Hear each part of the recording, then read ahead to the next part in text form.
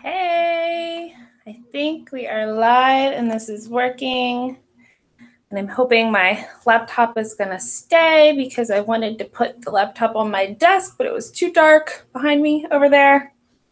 And so, yeah, it is what it is. So, hey guys, I hope you're having a great day today. I am tuning into you live for a Wednesday Night Live replacement. So if you're watching this later on, then obviously it won't be a Wednesday Night Live replacement. But I just wanted to go ahead and just kind of tune in for you guys. And this is going to be replacing our weekly meeting. And so I'm going to put a Google document in the comments below, and you will have 24 hours to fill out that Google Doc and just like confirm, hey, I did watch this. These are some questions, comments, ideas, thoughts that I have.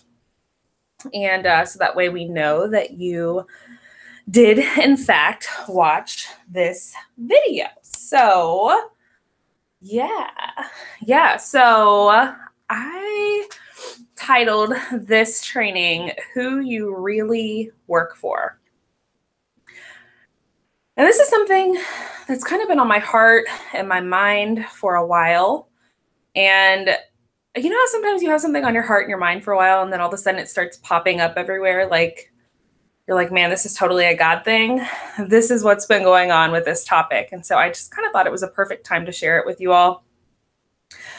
And so we had a director day about a month ago, and I had no idea going into it that this was going to be the theme of director day.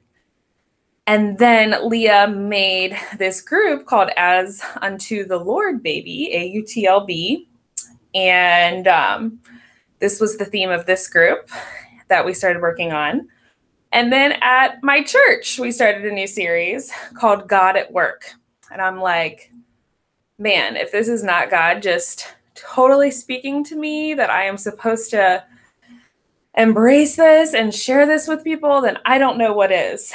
And so, that's what I want to talk about. And who you really work for is the man up above. And it's really not about you. And I'm going to kind of explain that more in this training. And so why I'm so passionate about this is because I feel like it's been one of my biggest setbacks in my Mary Kay business. And I've shared this before. It hasn't been, a lot of times people say their setback is like fear of failure, getting anxiety about going out of their comfort zone or trying something new. And for me, that's not been my biggest setback. My biggest setback has been laziness, flat out laziness. And it's so funny because a lot of us, I think, will say our setback is fear of failure, and our setback is going out of our comfort zone and trying something new. But I really believe, like truly, that laziness is probably one of our biggest setbacks. And so laziness is a lifestyle for some, but it's a temptation for every single person in the world. So just because you may not be lazy in other areas of your life, so maybe you're like, a rockin' wife, like maybe you're great at your job, like your everyday job. Maybe you're an awesome mom. Maybe you keep your house really clean. Maybe you cook every single night. Maybe you are a social butterfly. Maybe you're involved a lot in the church. So just because you're not lazy in other areas of your life, it does not justify being lazy in your Mary Kay business. Ouch. And in fact, according to the Bible, all laziness is a sin. Laziness is a sin, guys. It's a sin to be lazy. And so one of the questions I'm going to end up asking you at the end, so maybe like jot this down. If you're not jotting down notes, this might be a really good one to jot down notes because I got a lot of key points. I'm going to ask you in the end when you fill out your Google document, what areas of your life are you lazy? What areas of your life do you not give it your all? And so some of the things, I want to read what some of the things that the Bible says about laziness.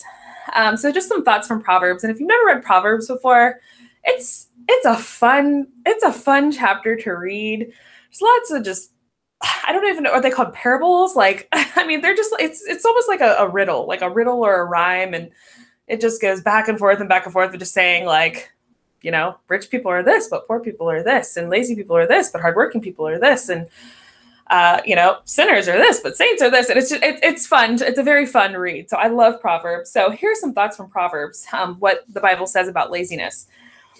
The sluggard's craving will be the death of him because his hands refuse to work. As a door turns on its hinges, so a sluggard turns on his bed. He gives excuses and wastes time in his work. He loves sleep. We're going to talk about sleep here in a little bit. A lazy person becomes a servant or a debtor. Diligent hands will rule, but laziness ends in slave labor. This one's one of my favorites.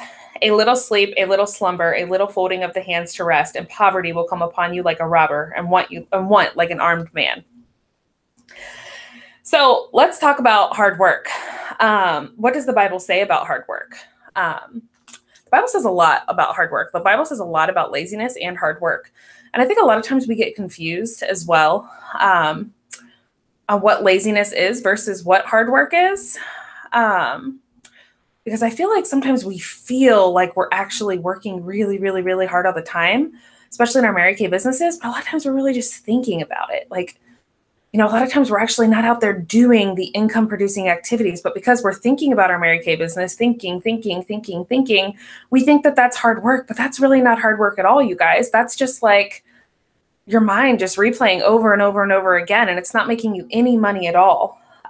So the fourth commandment says, 6 days you shall do hard work and labor, and on the Sabbath day you shall rest. So 6 days, 6 out of 7 days, you shall do hard work and labor, and on the Sabbath day you shall rest. Then we get to like 3 or 4 10-hour days in, and we're like, man, I deserve a break. After like 3 or 4 10-hour days in, or, you know, after a 40-hour work week, man, I deserve a break. And I'm not saying that that's not true. I'm not saying that we never, ever deserve a break, because we certainly do deserve a break. We certainly do deserve a break, you know, over certain periods of time. I'm not telling you to work yourself to where you feel like you're, you know, killing yourself or you're getting sick or anything like that, or totally like running on 1 or 2 hours of sleep every single night. But here's another question I really want you to ask yourself. What does a break look like for you? And I want you to write this down. Like, what does a break look like for you? How hard do you have to actually work before you feel you deserve a break? Is it 1 hour? Is it 2 hours, 5 hours, 12 hours? Is it a whole day? Like, what do you personally define as deserving a break? So I want you to think about that, and I want you to jot that down, and I'll have you answer that in the questions in the end. But I really want you to think about this. What is the difference between deserving a break and feeling like you deserve a break and earning a break? So what's the difference between feeling like you deserve a break and then earning that break? Like, what is the difference? Like, how does it feel different for you whenever you really, truly have earned a break? Like, you have just totally worked yourself silly, like worked yourself like crazy, have just totally given your all to every area of your life. And you are like, I have earned a break. Doesn't that just feel so different than just coming home from a work day? Or, you know, I don't know, hanging out with your kids for a little bit, like, or, you know, just doing a load of dishes. Like, is that really earning a break? I want you to really, really like think about that. Like, think about what has to happen in your life to feel like you really earned that break. And so I have to be honest, like, I don't feel like doing a load of dishes or vacuuming the living room earns us a 3-hour break. A 5-minute break, sure. A 10-hour or a 10-minute break, sure. Half a glass of wine, sure. But to sit down and just, after that's all you've really done today, is you vacuumed the living room and you did a lot of dishes, and then you take a 3-hour break watching, you know, Orange is the New Black on Netflix. I have to be honest, I don't feel that an 8-hour workday allows us to watch Netflix all night, a few days a week. I don't really feel that getting through hump day excuses us not to come to Wednesday Night Live. I just don't feel that way, you guys. And maybe that's something that's just instilled in my personal DNA. One thing I will say is my dad and I have had a fairly rocky relationship growing up. One thing I will say about my dad is that he has instilled this DNA of just hard work ethic in me. My dad always worked, 40, 50, 60 hours a week. And then he came home and he kept working. Like, he played with us kids. He mowed the grass. He worked on things around the house. Like, he fixed things for my mom. Like, he had some serious work ethic, And he got through all of that just doing a normal 7 hours of sleep, like any normal person, 6, 7 hours of sleep. Maybe, for you, if you're an 8-hour person, but I think that we just have this sense of entitlement when it comes to feeling like we deserve a break all the time, like we deserve this break. And I think this is totally a millennial thing, and I'm going to talk about that here in a little bit too. I'm probably going to step on some toes. But I want you to really feel like, what would a week look like for you where you earned that break? Like, you earned it. Like, you earned that night out with your husband. Like, you earned that glass of wine. You earned that Netflix and chill, whatever it is. Like, what would make you feel like you really earned it? Like, your soul could be totally at peace and at ease whenever you were living in that earned moment. I'm not saying we never, ever have earned a break, but good golly, ladies, we need to work for it. We need to work for it. We need to not have a sense of entitlement when it comes to work. And so, you know what, I will hop into just a little bit of entitlement as millennials. And even if you're not in the millennial age range, which I forget what the millennial age range is. I think I'm just above the millennial age range, probably like early 20s, I guess. We are just totally in a millennial lifestyle right now. And I think that the development of technology and just easy access to everything, Netflix, there's, all these video games, there's our phones, there's social media. I think that we've developed just this sense of entitlement. Like, we've just developed this sense of feeling like hard work ethic is just totally out of style, and it is something that doesn't have to be done anymore. And what's funny is our grandparents worked I'm sure you've heard the stories, worked from sunrise to sunset to earn a quarter of the amount of money that we could make doing that today, working sunrise to sunset, like a quarter of the amount of money. And we still aren't willing to do it because we have just this sense of entitlement, like the world owes us something, or we're supposed to start something and just accomplish it right away. Or my favorite millennials, there's so many millennials who, maybe you know people like this, who are waiting forever for the perfect job to come along that's going to fulfill like every ounce of happiness in their life. Like, so until then, I'm just not going to get a job.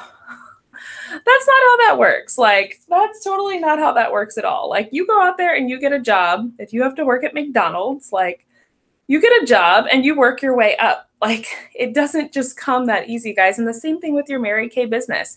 I think we have this total sense of entitlement. Like, we come into Mary Kay, and, we see these sales directors and national sales directors, and we just put them up on this pedestal, and we think, I wouldn't even say we put them on this pedestal. We just think that we get to come in and, work a month or two of, just a little bit of work here and there, an hour or two here or there of actually booking and actually pre-profiling and actually coaching our parties. And all of a sudden we're supposed to be Mary Kay millionaires. Guys, that's not how it works.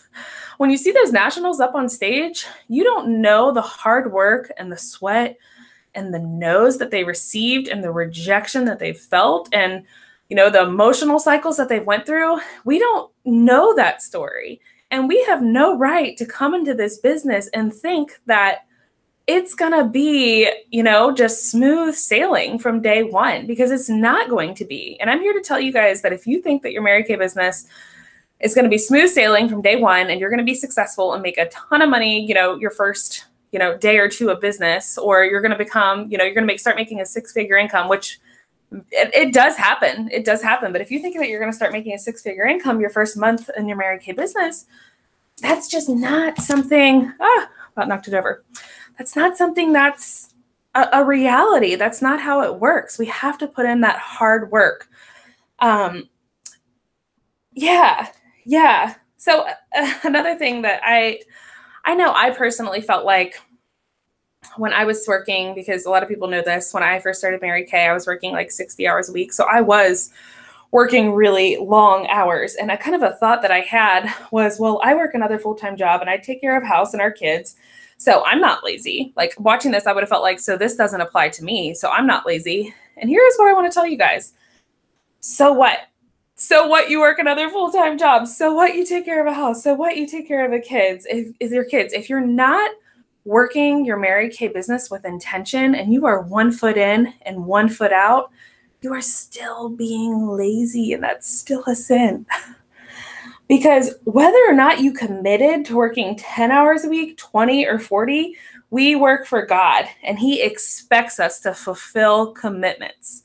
If we make a commitment to something we say we're going to do, He expects us to fulfill that. So just because you're not lazy in one area of your life doesn't justify why you're allowed to be lazy in other areas of your life.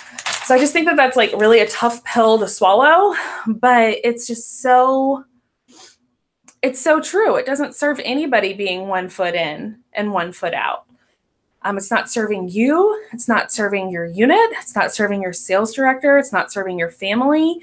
It's not serving your income. And it's most importantly, not serving God is who we really work for. Colossians, the theme of this message, Colossians 3:23 and 24.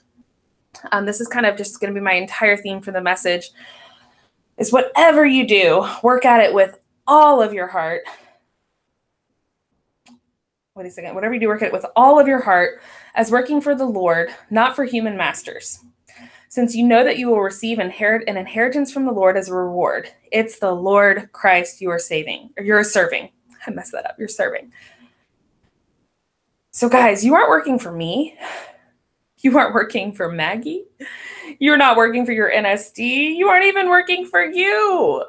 You are working solely for the Lord Almighty and to please Him. And that is your only duty in your work. No matter what work you're doing, you do everything as unto the Lord. Work is it's woven into our DNA. God created this in His intention for us. In the beginning, God worked 6 days. 6 days, sunrise to sunset. 6 days, sunrise to sunset. And then He rested one. One, you guys, like, when is the last time you had work ethic like that?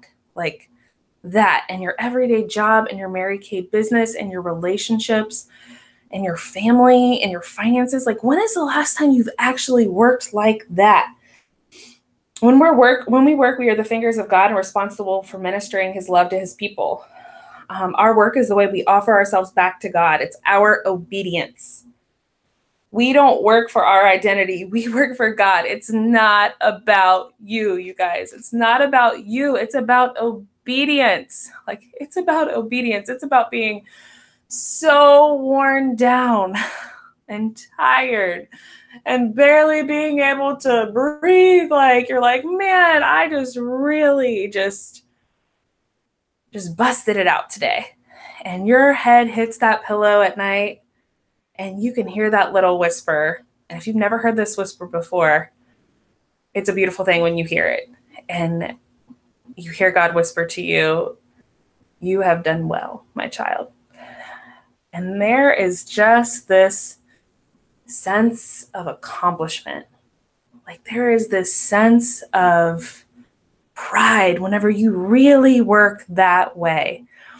And when you don't work that way, and when you are working with 1 foot in and 1 foot out in any area of your life, including your Mary Kay business, there's just this big hole that's like inside of you. And I think a lot of the times people know they're not really all in. people know they're not really doing everything that they should be doing. I have very rarely had somebody come to me. I could think of one time, once, in my entire Mary Kay business where somebody came to me that was in my unit, and she was working the numbers. She was putting herself out there. She was doing booking every day. She was, really just doing everything that she should be doing and wasn't seeing the results from it. Only once out of all of the people I've worked with, out of all of it. And what I will say about her is she did not give it a full 90-day cycle too. So one thing in our Mary Kay business is that, I think anything in life, what you were doing 90 days ago reflects your results right now. So I want you to think, what were you doing 90 days ago in your Mary Kay business? A lot of people weren't even in Mary Kay 90 days ago that are watching this video. So if you're not seeing results, like, what did you do over those 90 days? Like, what did you actually do?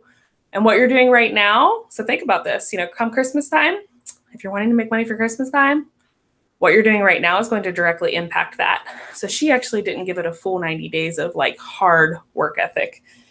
But we don't work for our identity. We work for God. It isn't about you.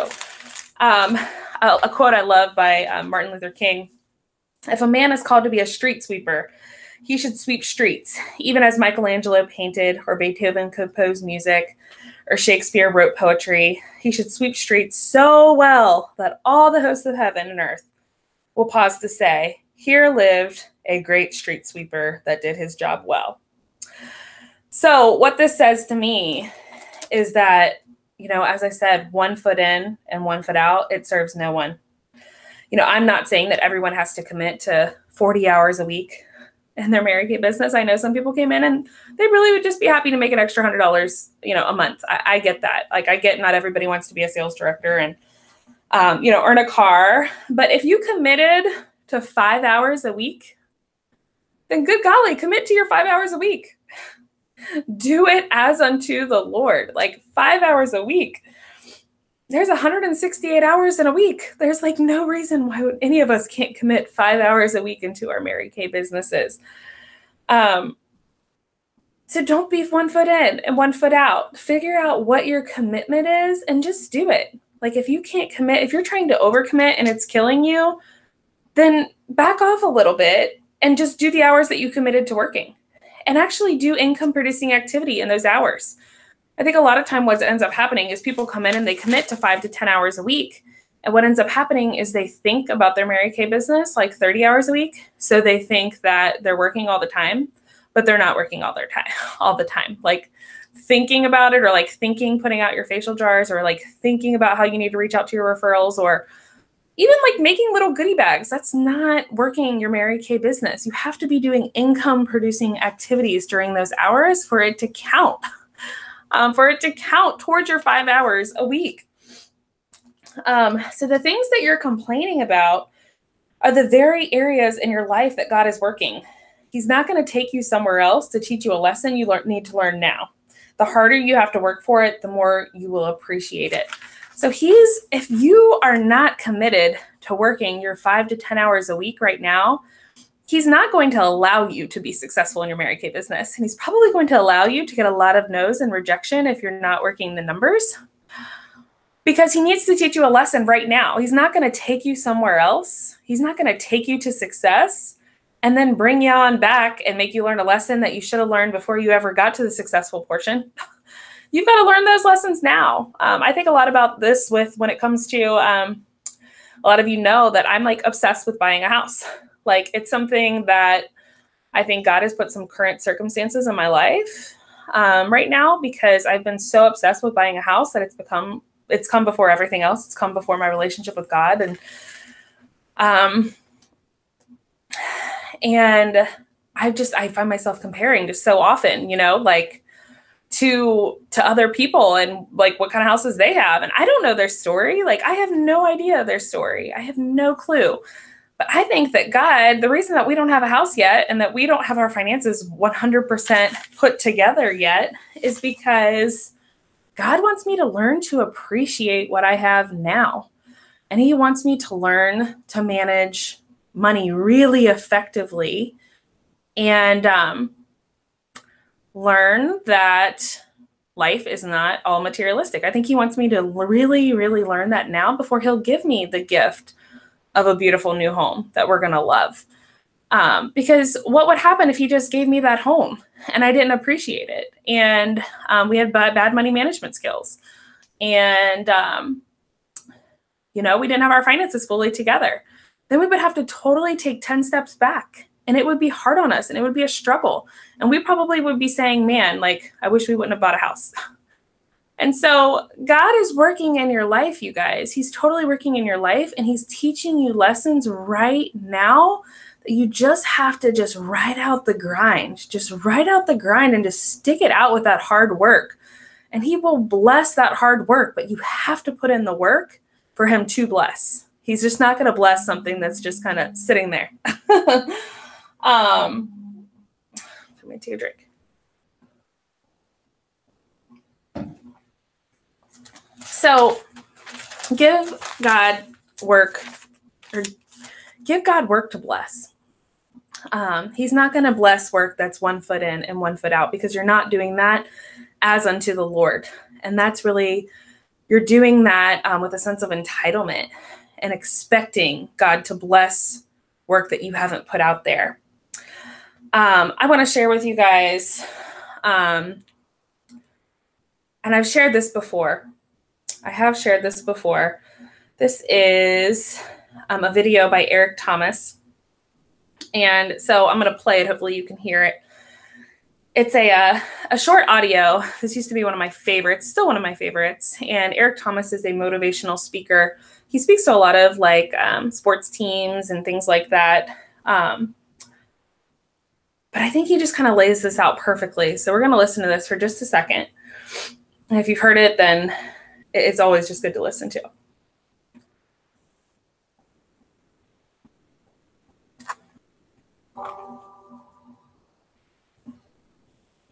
There was a young man who, he wanted to make a lot of money, and so he went to this guru, right?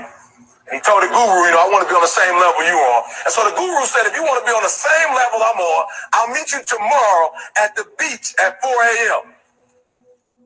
He liked the beach. I said, I want to make money. I don't want to swim. Guru said, if you want to make money, I'll meet you tomorrow, 4 a.m. So the young man got there at 4 a.m. He all ready to rock and roll, got on the suit. He should have wore shorts. The old man grabs his hand and said, how bad do you want to be successful? He said, real bad. He said, walk on out in the water. So he walks out into the water. Watch this. When he walks out into the water, it goes waist deep. So he like, this guy crazy. Adrian, he like, I want to make money. He got me out here swimming. I didn't ask to be a lifeguard. I want to make money. He got me in. So he said, come out a little further. Walked out a little further. Then he had it right around this area.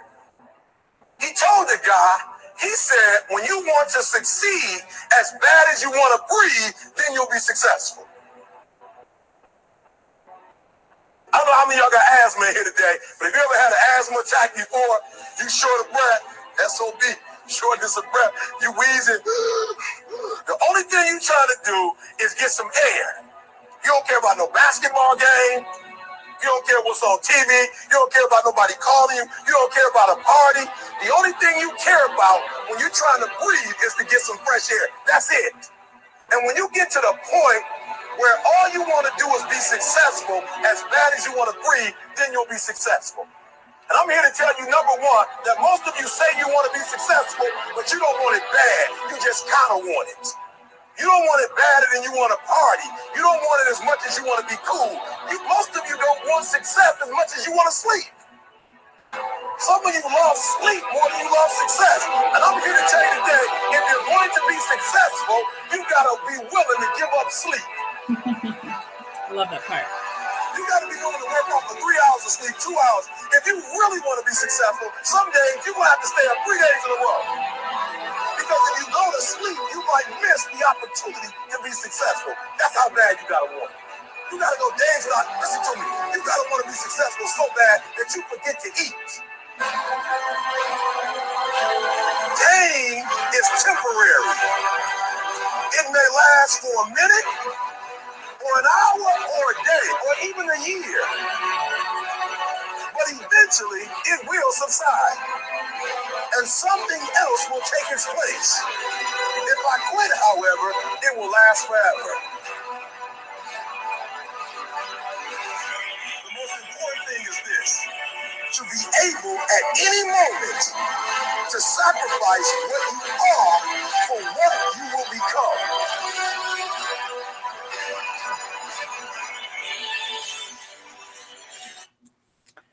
I get goosebumps every time I hear that. Like, how good was that? That was Eric Thomas, if anybody wants to look that up. My two favorite quotes in that are, when you want success as bad as you want to breathe, then you'll be successful. My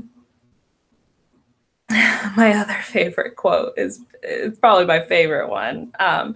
Some of you don't want success as bad as you want sleep. You know what that says to me? Honestly, like truly what that says to me is that I want sleep more than I want to provide for my family. I want sleep more than I want a better life for my family. Guys, success equals money and money equals choices.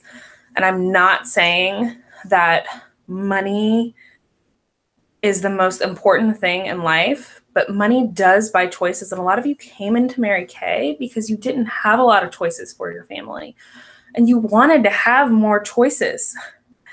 And so instead of focusing so much on sleep and getting plenty of rest and feeling so entitled, like you deserve that rest, earn that rest and earn that family time, because it'll feel just so much more valued and you'll appreciate it more whenever you've earned it instead of just feeling like you deserve it. So we've got to stop using excuses, guys. We've got to stop using excuses of being tired or having a headache or working 40 out of 168 hours a week. Guys, seriously, 40 out of 168 hours a week. To not work our Mary Kay business, to not come to Wednesday Night Live, or to not commit to a commitment. We've got to stop using these excuses. I want you to think, the last time you didn't come to, a weekly meeting, or the last time, you didn't pre-profile a booking that you made, or last time you didn't go out and put out your facial jars, or, the last time that, you committed to Mary Kay hours and you didn't show up. I want you to really think, would I call off work at a regular job for this? Like, would I actually call off work for this? And then I want you to also think, what if a CEO of my company that I'm working at, my everyday job, were to follow me around all day long and how I'm working my Mary Kay business, or my 5 hours a week that I'm supposed to be working my Mary Kay business, how much would he be paying me? Like, how much would he be paying me? Because he's not going to pay you to think about it. He's not going to pay you to think about it. Or he or she is not going to pay you to think about it. You have to actually be putting in the work, y'all. You can't be upset when you're not making money, when you're not doing work. That just doesn't make sense. It just doesn't. It doesn't. That makes zero sense. And so what I want to remind you guys is pressing the pause button on work never brings more clarity, ever. So if you're like, I'm not sure if this Mary Kay thing works, like pressing the pause button on it is not going to bring you more clarity. Fun and relaxation are earned, but we're not intended to be your highest priority. Nowhere in the Bible does it say you were called for an easy life, but everywhere does it say you were called for a purposeful life. Nothing about your life was intended to be easy, and God wanted you to work and earn that break, like actually deserve it. Work your 6 days sunrise to sunset and have that 1 day of rest. Earn that glass of wine, like, work your job and then work your Mary Kay business. Like if you've committed 5 hours a week, that's like an hour at night. Like when you get home from work, like we can't say that that's like taking a ton away from family time. Like it's just not. And you know what's cool about Mary Kay? Actually, I'm like, I hope I don't say this. I hope I don't say this too early here. What's cool about Mary Kay is that you can work very little hours for a very short period of time and all of a sudden have a lot of freedom and a flexibility. But you have to put in that work at first. You have to. It's inevitable. Everybody has to do it. The people who have started, Lori Mayfield Banks had to do it. I had to do it. You're going to have to do it. You're going to have to be willing to make that short-term sacrifice for those long-term goals. So I want you to ask yourself, am I doing this Mary Kay thing as unto the Lord? Or am I just kind of doing it just like how I feel like doing it? Like how I feel like it's going to work for me? So how much work, I want you to ask yourself, how much work am I actually working my Mary Kay business doing income producing activities? Income producing activities, guys, are things that are going to actually make you money. So like making goodie bags, or like even like making your facial boxes. Like I want you to track your Mary Kay hours via bookings, career surveys, coaching, selling, things that are going to definitely make you money, not things that are just cutesy and like thinking about it kind of thing. Yeah, like I said, the beautiful thing about Mary Kay is we don't have to work that many hours to be successful. Like most jobs, you have to work like, you know, a full 40 hours a week, you know, to be lucky to make $1,000 in a week. And I think that that's pretty high ball. Like for a lot of people that I know are watching this video, according to some of your careers that I know, like you have to put in a full 40 hours a week to make $1,000 a week, you know, and Mary Kay, that's like a couple parties, you know, 10 hours, 10 solid hours, maybe 15. Like, what would it look like if you actually committed to that time? One thing I think about is the example is that like the Queen of Sales. So every week at our weekly meeting, we have our Queen of Sales come up, and we have them, stand next to each other, and they, take a step forward if you sold $400, $500. And then like, yeah, you sold, $600 in 1 week. We profit half of that. That's $300. What did you have to do to make $300? Like never does somebody say more than like 5 hours of work. I mean, if you've ever been the Queen of Sales, think about it. Like how much work did you actually do? Like maybe it felt like a lot, but what you actually did was maybe go to one party or get on your phone and text people for some reorders or run a sale. You don't really have to work that hard in your Mary Kay business. It's a pretty easy job. You just have to commit to actually working it. If we actually worked our Mary Kay business the way we were supposed to, instead of just thinking about it or complaining about it, or to be quite frank, half-assing it, we would be surprised how little time it actually takes to make money and be successful. So we have to quit half-assing it. We have to quit half-assing it, because that is not as unto the Lord, baby. That is just not. Like, God does not want us out there half-assing anything. He just doesn't. I hope he forgives me for saying that, but I think that he would agree with me. So we have to quit avoiding bookings. We have to quit not working the numbers. Oh my God, guys, if I have one more person come to me and say, nobody will book with me, but then they tell me they've reached out to 5 people, I swear I will lose my mind. Like, work the numbers. 1 in every 10 people will book with you.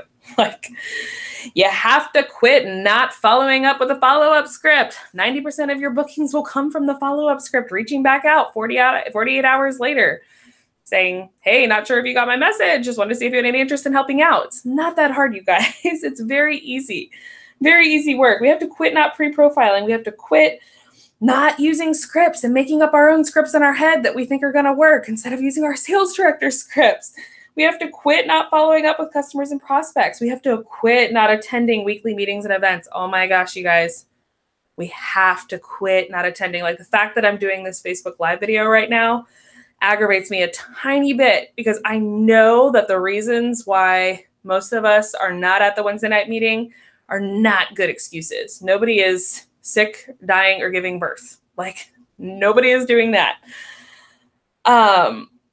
Did you know that your weekly success meeting is probably the happiest and safest place you'll come all week? And if you bring a guest, that's probably the happiest and safest place they're going to come all week too. So why not just go? You're gonna feel good when you leave there. You're gonna be around happy people. You're gonna get out of your house away from your kids. Like, why not just come? Like, you'll feel good when you leave there. You might not feel like getting up and getting dressed and getting ready, but come. We have to. It's as unto the Lord, baby. This is a commitment we made. We made time every single week for these meetings. We have to go to them, you guys. We have to quit sleeping and cleaning and coming up with other just dumb things to do. Netflixing, whatever it is. During work time, they're distractions, and the enemy is trying to distract you, and you are allowing him to do it. And most of all, we have to quit complaining that the business isn't working for you when you aren't working the business. I mean, really think about it, you guys. Are you really working the business, and the business really isn't working for you? Like, are you working the numbers? Are you reaching out to people? Are you doing your bookings? Are you getting them on the phone and pre-profiling it and using a script to try to turn it into a beauty experience or a party? Are you attending your weekly meetings? Are you bringing guests to your weekly meetings? Do you have your facial jars out, or have you just been talking about it for forever? Guys, we have to do these things. We have to. And one thing I always tell myself, if it is fear or anxiety, if that truly is what's holding you back, I want you to ask yourself this question. Like, ask yourself this question. What is more important to me? The opinions of random people, or the opinions of people I haven't talked to since high school, or the opinions of people who aren't even close to me in my life anyway? Or is it more important to me to serve my life as unto the Lord and provide for my family? So what's more important, our families or these random people? Like, I want you to really, really think about that. And so that's what I have for you guys today. And I hope that you can take this training and really reflect on how you can apply this to your business, and how you can specifically pray and ask God on how you can better serve him through your work, and how you can better serve others through your work, and what it is specifically that he's asking for you to be better at and to work more on, and what areas of your life are you being lazy that you need to you really need to devote more attention to. And maybe that's Mary Kay business, maybe that's another area of your life. But I hope that you can take this training and just really, really, really learn how to apply it, and how it can impact your Mary Kay business and ultimately your success and your income and your choices. All right. Well, I will have you guys fill out that video or that document. And I just appreciate you listening to this. And I hope you have a great rest of your week. Bye, guys.